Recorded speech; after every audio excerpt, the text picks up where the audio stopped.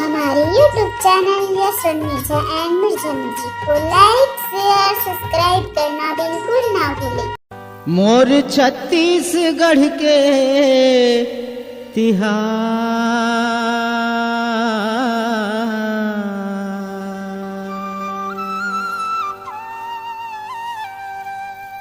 मोर छत्तीसगढ़ के तिहार रे संगी मोला बड़ा निक लागे रे। मोर छत्तीसगढ़ के तिहार रे संगी मोला बड़ा निक लागे रे। मोर छत्तीसगढ़ के तिहार दीदी मोला बड़ा निक लागे हो। मोर छत्तीसगढ़ के तिहार दीदी मोला बड़ा निक लागे हो। मोर छत्तीसगढ़ के तिहार संगी मोला बड़ा निक लागे हो। मोर छत्तीसगढ़ के तिहार दीदी मोला बड़ा निक लागे हो।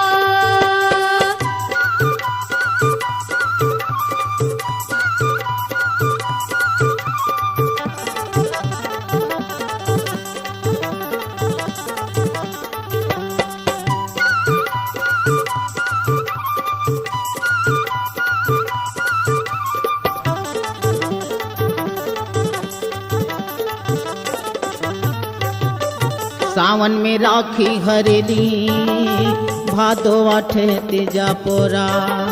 सावन में राखी हरेली भादो आठे तीजा पोरा। बहिनी बेटी सब मई के माया थे दाई दादा कर जोरा। बहिनी बेटी सब मई के माया थे दाई दादा कर जोरा।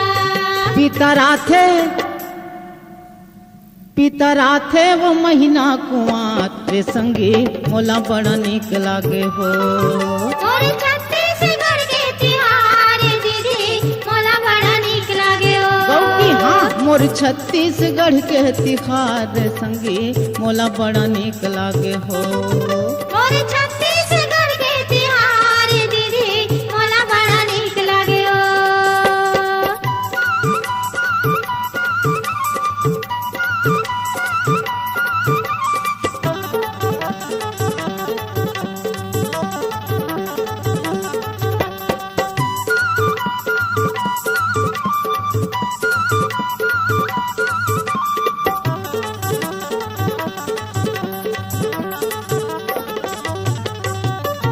कार्तिक महीना में होते देवारी घरों घर दिया जलाते। कार्तिक महीना में होते देवारी घरों घर दिया जलाते। उठते फटाका ढम ढमाढम मन में खुशी जमाते। उठते फटाका धम धमाधम पाने में खुशियाँ माथे। अघन पुष धान लोवे किसान रे संगी मोला बड़ा निक लागे हो। मोर छत्तीसगढ़ के तिहार दीदी मोला बड़ा निक लागे हो। मोर छत्तीसगढ़ के तिहार संगी मोला बड़ा निक लागे हो। मोर छत्तीसगढ़ के तिहार दीदी मोला बड़ा निक लागे हो।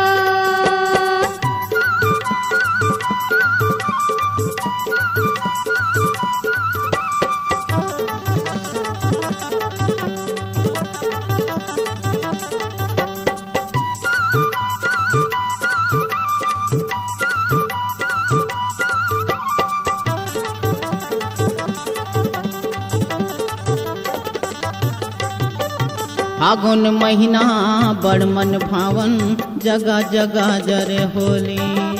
फागुन महीना बड़ मन भावन जगह जगह जरे होली। रंगे गुलाल खेले जुर मिल के औ होते कत कोठी ठोली। रंगे गुलाल खेले जुरे मिलके आओ होते कत कोठी ठोली। ये फगुआ गाथे लइका सियान रे संगी मोला बड़ा निक लागे हो। मोर छत्तीसगढ़ के तिहार दीदी मोला बड़ा निक लागे हो। हाँ मोर छत्तीसगढ़ के तिहार रे संगी मोला बड़ा निक लागे हो।